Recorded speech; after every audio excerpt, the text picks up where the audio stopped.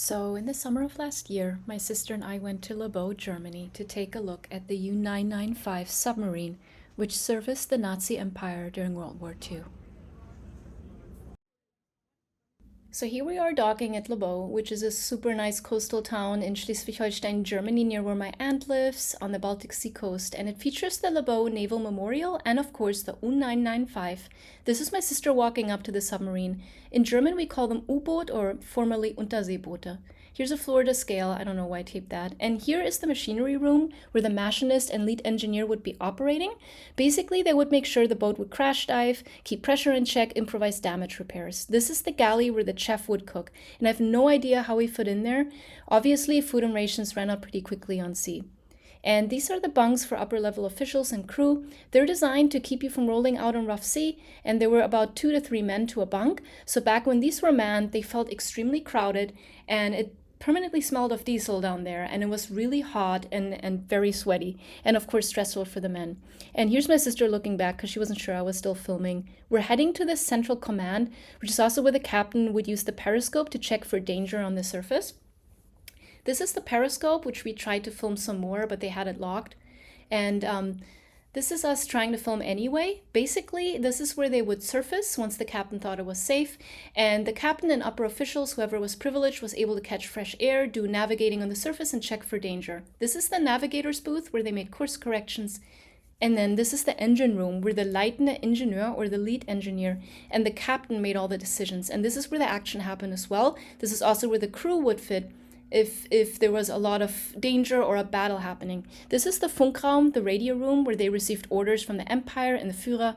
And this is the Horchraum, the listening room, where one man basically listened for the British destroyers above and any other enemy.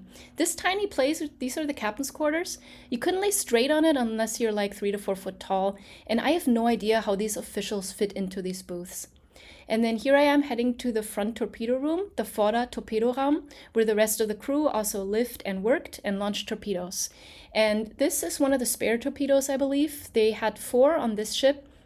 And this is an unused one that was kind of docked on the bunk bed where a bunch of people also slept. This is the one and only washroom on the submarine for 50 men.